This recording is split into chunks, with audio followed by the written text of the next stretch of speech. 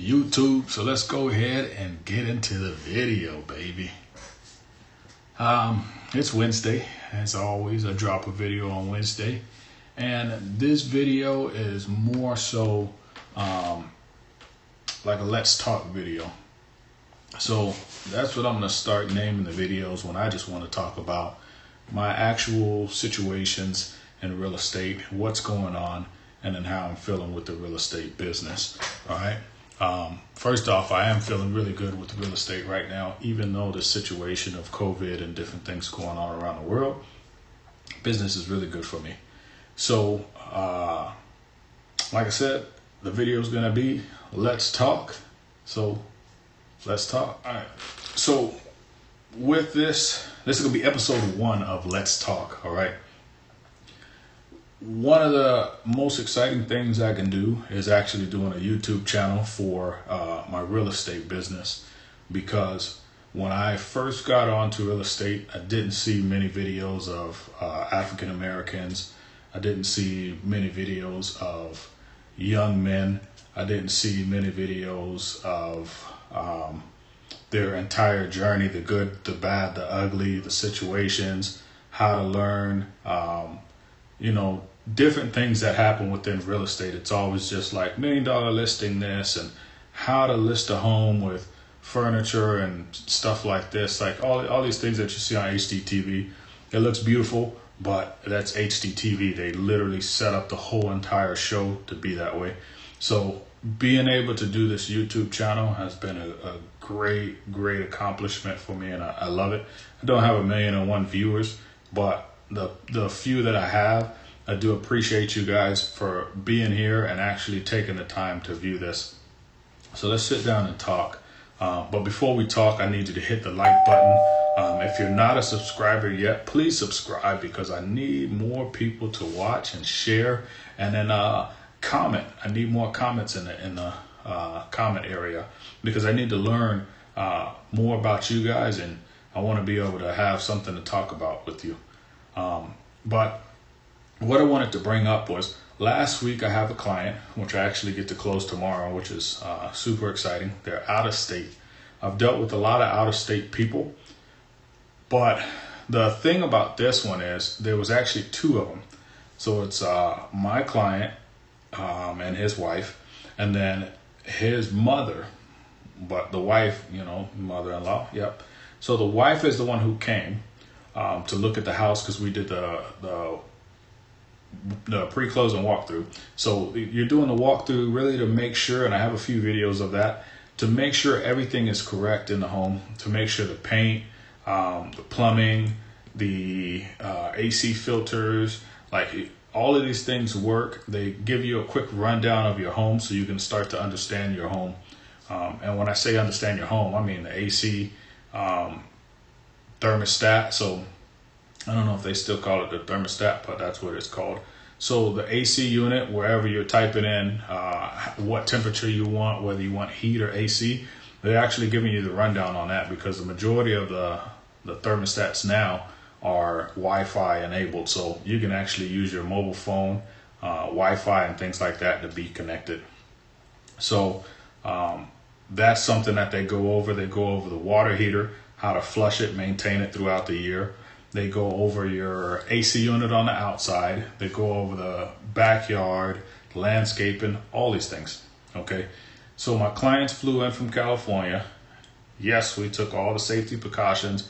California has actually shut down more than Arizona, so they're a little bit safer than Arizona when it comes to the virus. Arizona is just going rampant as all get out. But it was the first time for me to have 2 clients literally in the same car and dealing with them at the same time. Normally I have a client, I disconnect with that client later in the day, and then I connect with another one right after. It might be 5-10 minutes. I might leave one and say, okay, I'll see you later, deal with your deal, and then I go to the other client. But at this time, I literally have the 2 clients sitting in the car with me. Luckily, they're family, so it works out a little bit better. But they're buying houses, literally 2 houses apart. So this is the craziest thing. That's why I'm just like, yo, let's talk. this is the craziest thing to me. They're 2 houses apart, they're family, and I got both deals. Never in my life did I ever think in real estate I would be able to do something like that. Yes, in the same community, you can do that pretty often, but to be able to have a family and have the 2 people literally sitting together doing it, I thought it was like the coolest thing ever to me. But yeah, we're going to do the whole walkthrough, signing the papers, things like that. Right as we're doing that, the mother-in-law actually had some loan papers that she needed to sign. She's in California as well. So it worked out so much better this way because the loan paper she was busy as all get out and couldn't get them completed at her job. So we actually drove up to the front office, met with the lender. The lender is actually somebody I not worked with, but I've talked to before at some of the new builds that I've been going to.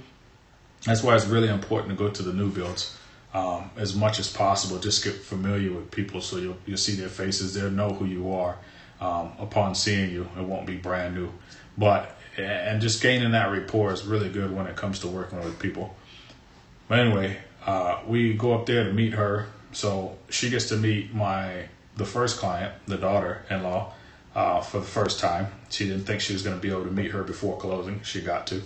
And then now she meets the mother-in-law, who she didn't know if she was going to meet before closing as well, because they're both out of state. They're going to do the whole deal out of state.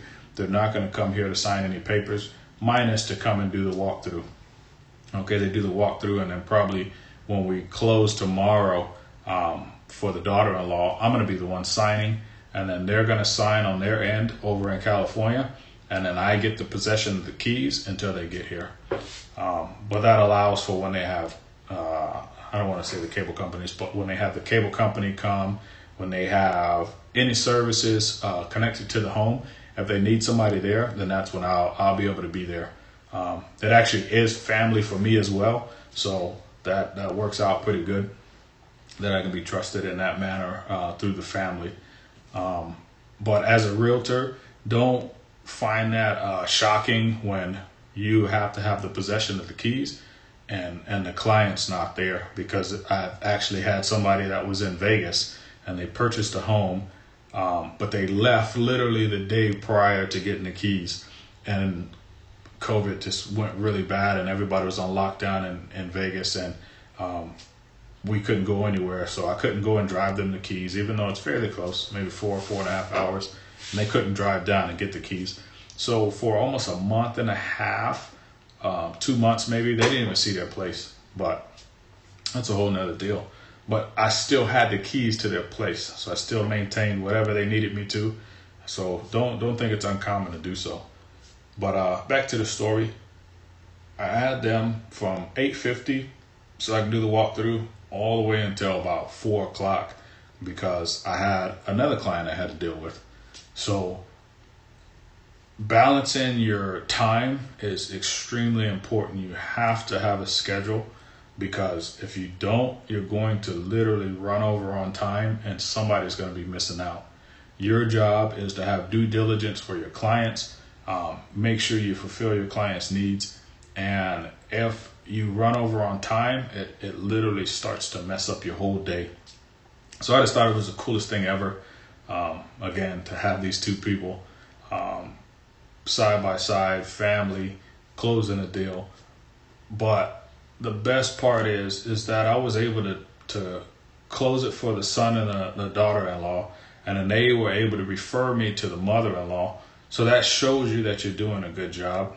And it makes you feel good because somebody can actually do that for you. Let's take a break and then hit the like button if you haven't hit the like button. I need a whole lot of viewers and a whole lot of subscribers. So hit the like button and subscribe if you made it this far. So let's talk still. But it brings a lot of joy for you when people speak positive of your name. And that's exactly what you want to happen.